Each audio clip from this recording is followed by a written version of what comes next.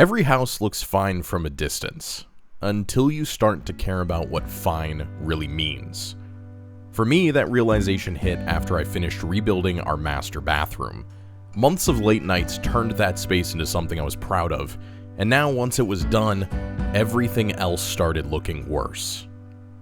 The front of the house was tired, the paint was fading, the plants were struggling, and the old wooden beams across the front wall were rotted so badly that even our insurance company stepped in. They gave us an ultimatum: fix it or lose coverage. So what started as a quick weekend cleanup turned into a 2-month rebuild of everything that you can see from the street. What I didn't know then was that this simple landscaping job would spiral into broken walls, surprise plumbing, and some pretty major learning curves. So in this video, you'll see everything: the good, the bad, and the parts that made me question why I started at all. But by the end, this yard will look completely different. Before you can make something better, you often have to remove everything that isn't working with the space. The old landscaping that we had been sitting here for years. Overgrown roots, compacted dirt, piles of decorative rock that had been torn through by weeds and neglected bushes. It just wasn't good. I started the project by pulling plants one by one and scooping rocks up into wheelbarrows and dumping them into endless piles. By the end of the first day, it was obvious that this wasn't just cleanup, it was excavation. So in order to prepare for our new landscaping, we have torn all of the bushes and plants out of the landscaping area here. And now we're left with all of these awful, and I mean really seriously awful, rocks everywhere. These are a pain to get up, and after spending $70 to dump a single truck bed of these at the local dump, we need to find a new solution of what we can do for these, because we have so many, it's going to cost us well over probably $500 just to get rid of the rocks that are here.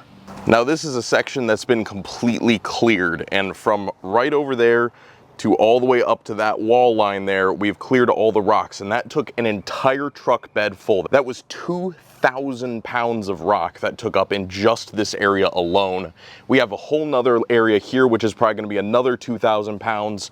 In here and over there across the sidewalk, I'm guessing is going to be another 2,000 pounds. And then over on the other side of the driveway, we have all of the rock that's in the landscaping here and the landscaping in these raised planter beds, which I'm assuming is going to be at least another 2,000 pounds. So what's the best way to handle literally tons of rocks on your property if you want to get rid of them? Well, there's a couple different things that we're considering doing here. The first option is just kind of hide it in the tree line here, dump a big pile of rocks in there, and if we ever need to use it, it'll be at our disposal. But there's a lot of trees here, and I don't really want to go battling all of the spiders and bugs and other things that might be back there, so that's kind of our worst option. The second and probably better option is make a pile somewhere back here that we'll have access to, because all of this is our land back here as well. We can pile some rocks up there, and if we ever need them for something like gravel usage or drainage or paver pathways or anything like that around the property, we'll have a place back here that we can use them and access them. So I think that's probably the option we'll go with, is drag our wheelbarrow back here and just start making a mountain of rocks back in the trees here.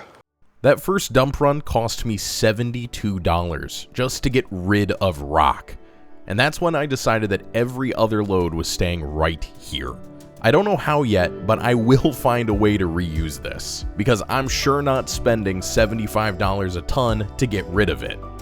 As I stood there staring at the empty landscape, I started thinking about why I even do this, why I film it, share it, and keep rebuilding piece by piece.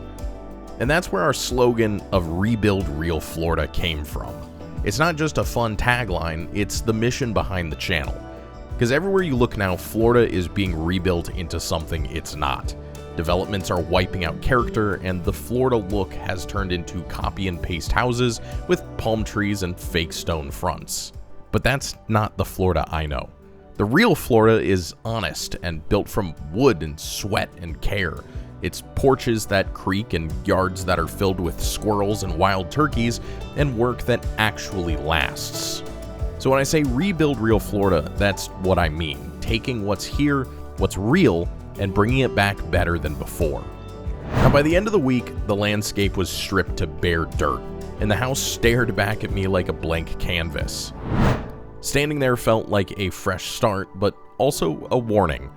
Every DIYer knows that once you tear something apart, you always uncover one more problem that you didn't expect.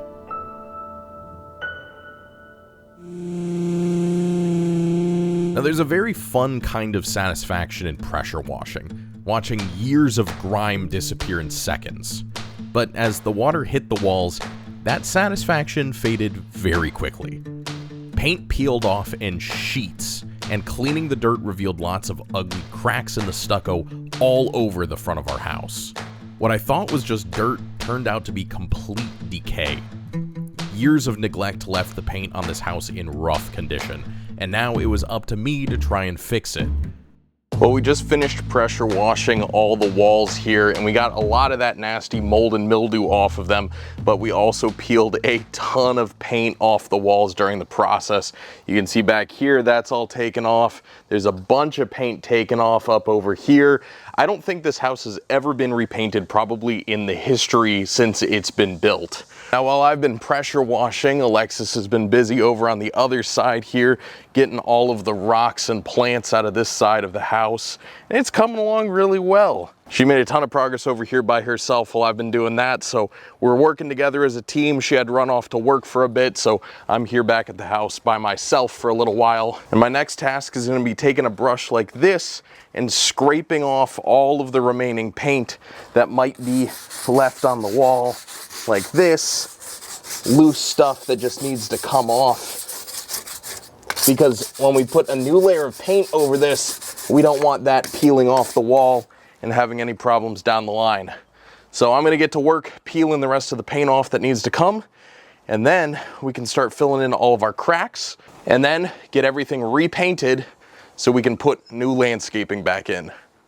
I went through with a keen eye and a steel bristle brush and scraped off as much loose paint as I could find, and unfortunately there was way more than I expected. But once the house was clean and the old paint was scraped off, the next task was obvious. Remove those old beams that the insurance company had warned us about. I figured it would be quick. It wasn't. I expected splinters, maybe a few stubborn screws, but what I didn't expect was the sound that followed the last beam coming free.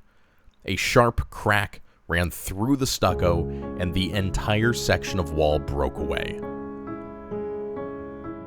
So unfortunately, yesterday ended with a bit of a massive disaster, adding a whole lot more work to this project than we anticipated.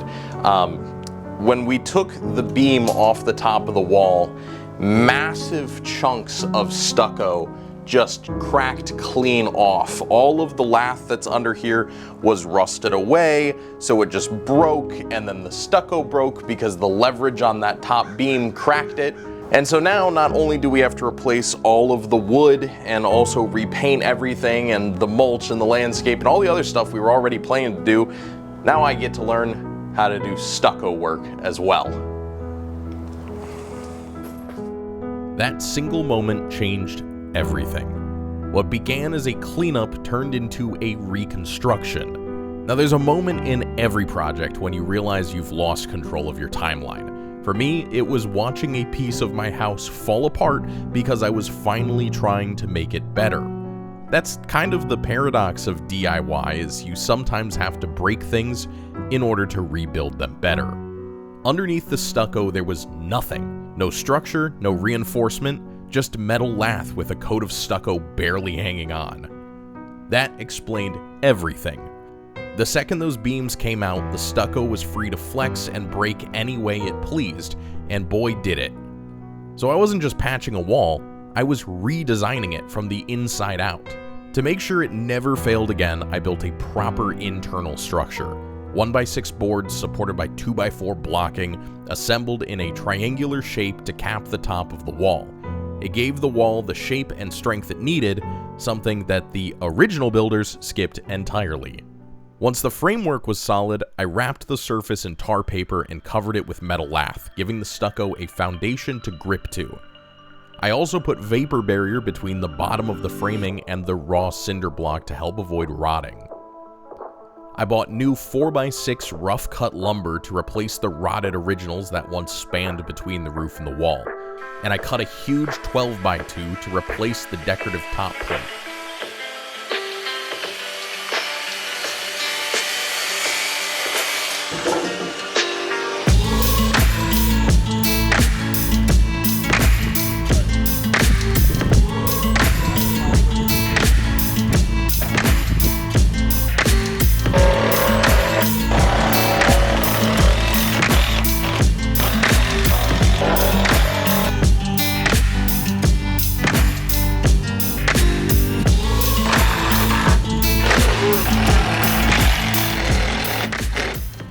And this time, I added waterproof deck joist tape between the top plate and the beams, just a small barrier that might save those beams from ever rotting again.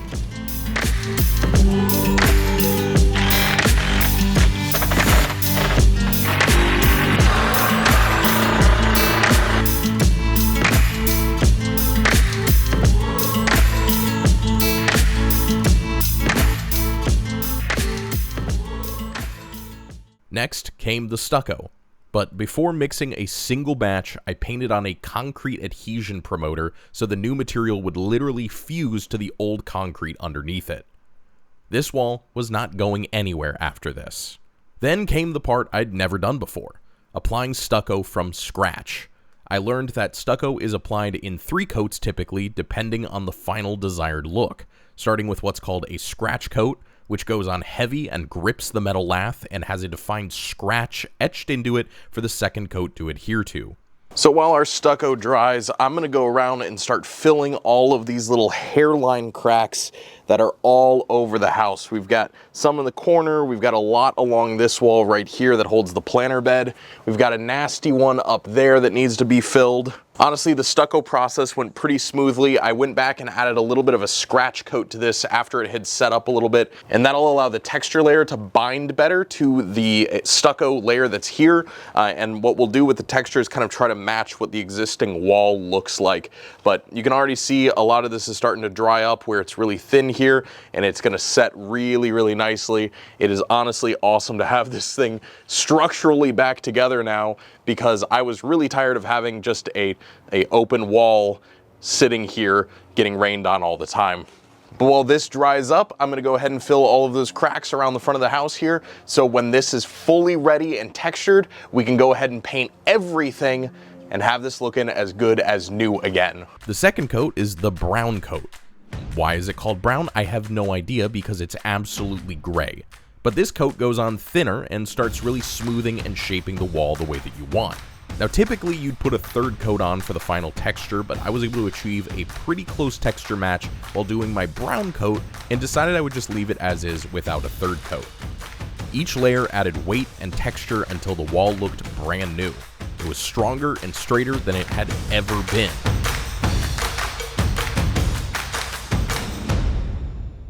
Our next goal was to reshape the entire front landscape, not just refresh what was already there. We wanted to widen the beds along the house and carve out a brand new section running the length of the driveway. At first, I thought it would be easy, just rake out the grass, loosen the dirt, and get the soil ready for plants. But the second the rake hit the ground, it barely scratched the surface. The ground was so compacted, it was like raking pavement. And that's when I knew this wasn't gonna be a quick weekend job with hand tools. If I wanted this new area to come to life, I would need to break up the soil properly. So after begging and pleading with me not to go buy a tiller because we, quote unquote, don't need another tool, Alexis finally convinced me to just go ahead and rent a tiller for this project. So I introduced to you guys the Mantis tiller.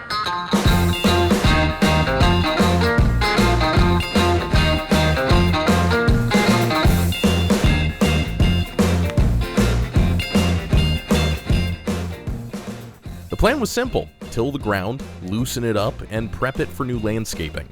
But even the tiller fought back at first, chewing through the hardened surface inch by inch until the dirt finally started to turn over. And then it hit something that definitely wasn't dirt.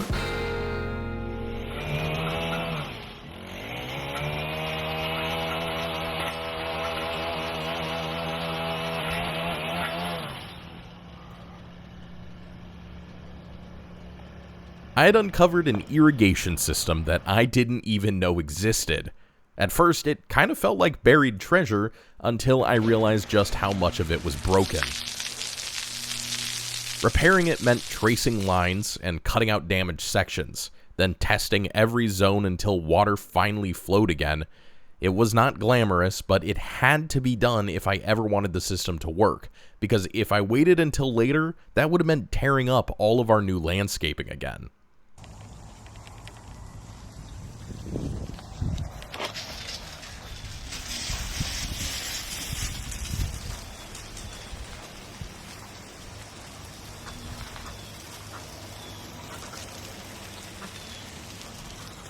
A little bit of an update on the irrigation situation. We've got this entire side here basically all patched up and working again, ready for the new landscaping fabric and mulch and everything else that we need to go in here. Now the other side of this is a completely different story. I have a ton of sprinkler heads all the way around here that have seemingly just never been hooked up to water, because no matter what zone I select, there's no water that comes out of these. Not even a trickle, not even a sound of water. And I've done my best to try and trace the pipes. I've got a T-fitting here that goes down underground and then under my sidewalk here.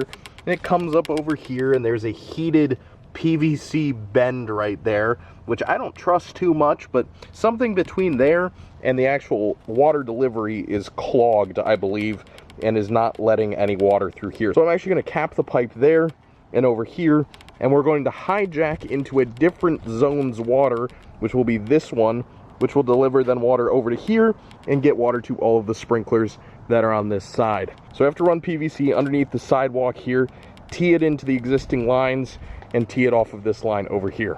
So let's get started.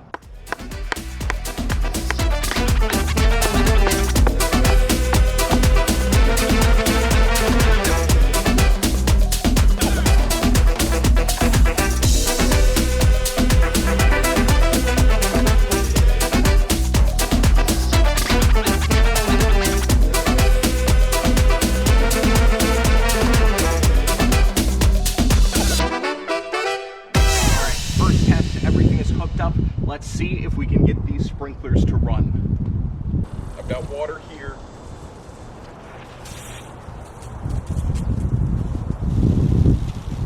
Water there. We got water there. No water at that one way back over there yet. Come on, buddy. You're so close. We have water. We have water at every single one. All of the sprinklers are working now. By the time the sprinklers came back to life, the dirt was level, the ground was hydrated, and I had a canvas ready for something new to grow. Before ordering plants, Alexis and I spent evenings mapping the layout, balancing color, texture, and height.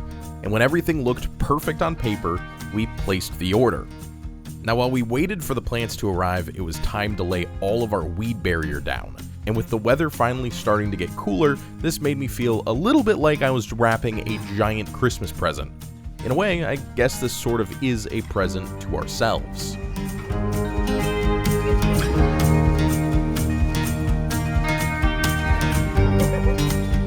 look at that. It's like a big Christmas present. But as it goes with every project, a few things went unnoticed until after we had made our orders. When the plants arrived, we didn't have nearly enough. We focused so much on the landscaping that you could see directly from the front, we completely forgot the landscaping up near our front door and around the side of the house between our shop building and the house itself. So at some point in the future, we will be getting even more plants than what you see in this project, just to fill that space up a little bit more. All right, here's the initial idea. We've got one boxwood here, one of the flowering gardenias here, another flowering gardenia here, two boxwoods here, one of the other colored boxwoods here, another boxwood. They kind of go all the way around the perimeter here. And then this is kind of the feature piece zone where we have two boxwoods, two other colored boxwoods. In the back, the two trees framing out the wall, and then a standard boxwood there, a standard boxwood there, and then two more of the white flowering plants right in the middle. Over here in this empty space, we're going to put a crepe myrtle that will hopefully be a nice big red flowering tree over here for some color. And then of course we can't forget the other side of the yard. which is going to have a boxwood, a different colored boxwood, and then the traditional boxwood right here. And then in these raised planter beds and over here, we've got 10 extra flowering bushes that are going to come in to really spruce this area up here.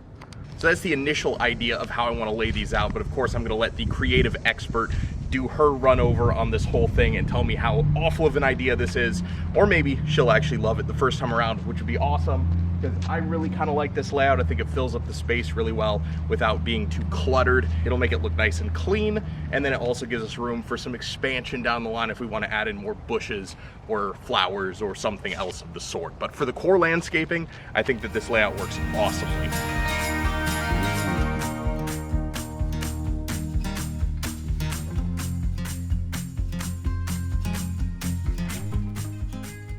Then we tried installing cheap plastic edging, and it took about 2 feet of it to realize how bad of an idea that was. It bent, it shifted, and it just looked terrible.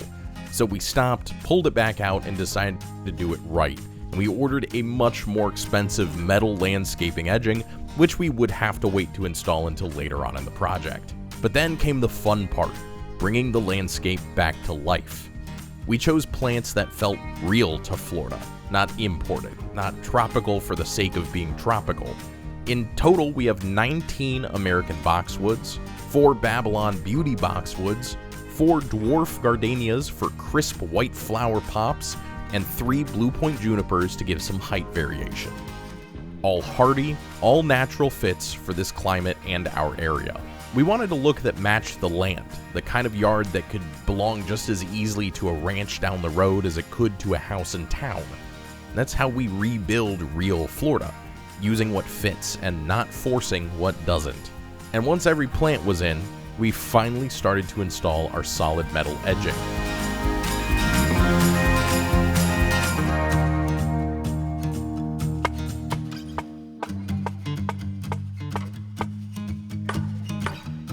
But just when we thought everything was finally coming together, the ground itself proved us wrong. We were installing the new metal edging, the final line that would define the whole shape of the landscape, when I noticed that the soil near the edge was damp. Man, that is a suspiciously large amount of water. At first, I thought it was an irrigation overspray or a small leak, but the smell told a different story. A few shovel scoops later, I found it. The concrete lid of our septic tank, cracked clean through. And underneath, the system wasn't draining like it should and was backing up into our new landscaping. So a little bit of an update. In the middle of putting down the new edging, we realized that our septic tank lid is directly in the path of the edging. And not only was it in the path of the edging, but it was broken too. What started as a beautiful new landscape instantly turned into a health hazard. We had to stop everything. The leak had been seeping into the freshly tilled soil, and it forced us to rethink part of our layout. We ended up shifting the edging line, digging up part of the yard again and cutting back the design just to give the septic area more breathing room. It wasn't part of the plan, but neither are most things worth fixing.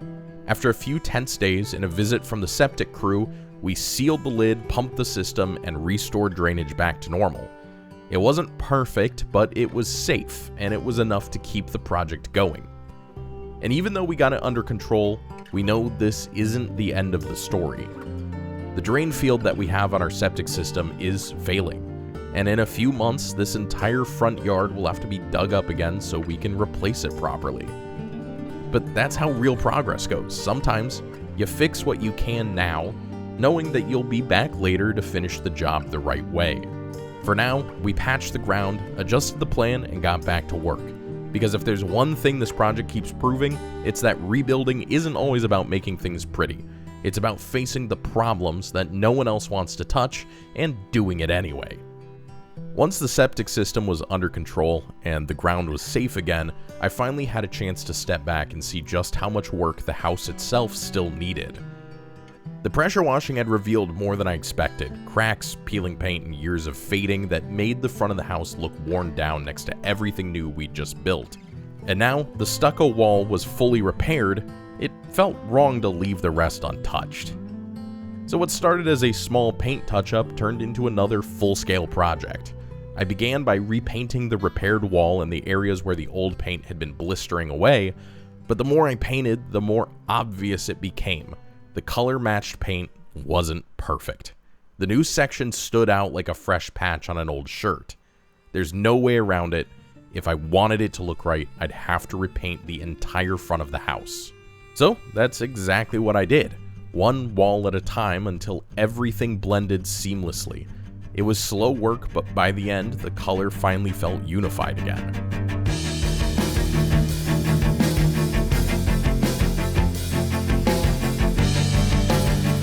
Alright guys, we've officially gotten the front of the house repainted back to its standard color. Not only did we get the walls painted, but we also got ourselves painted in the process. That airless paint sprayer is super good for doing stuff like this, but it is also super messy. But we got paint on the walls, and all that's left is going to be to put the paint back on all of the wood behind me, and obviously we need all of our mulch still. And once the main walls were finished, I turned my attention to the details, the ones that made the whole front come together. The beams that spanned from the roof to the wall, now solid and dry, got primed, and then a fresh coat of the deep brown paint we had picked out.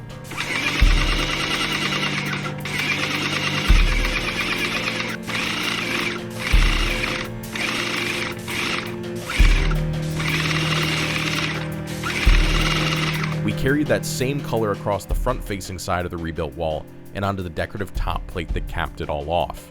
We also decided to put the same brown color underneath all of our windows where we had a slightly different brown color in hopes that this helped tie everything together.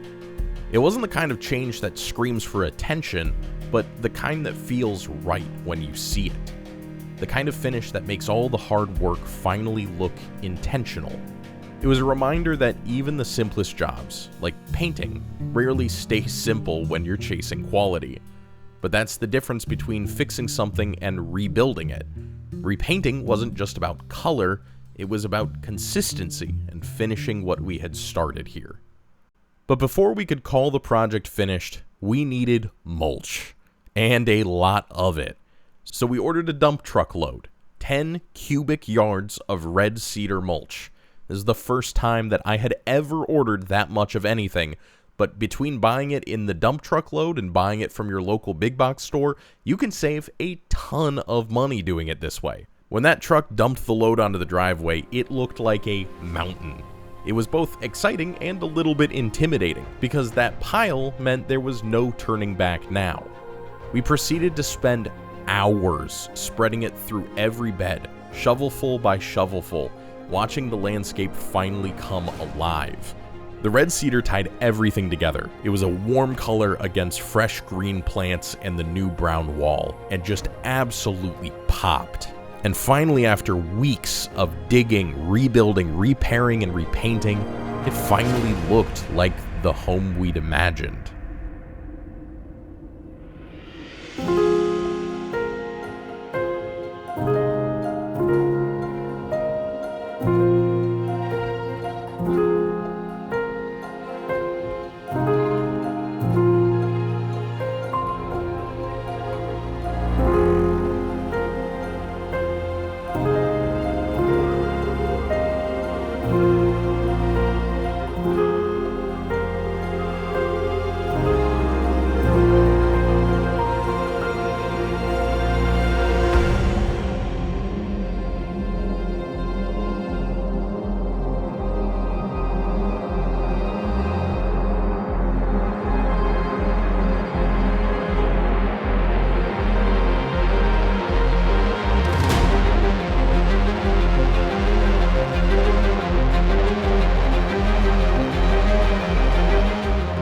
Every brush stroke, every shovel of mulch, every mistake corrected, it all led here.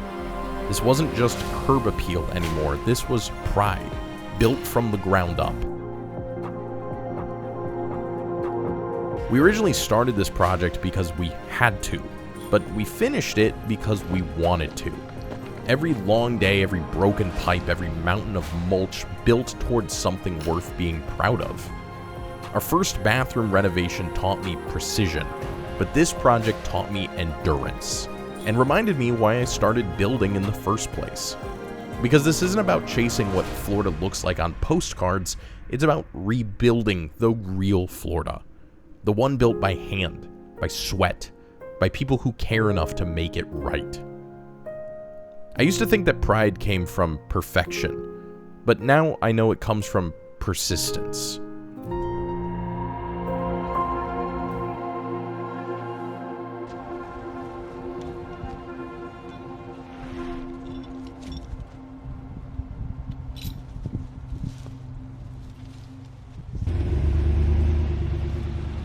Every house looks fine from a distance, but this one finally feels like home.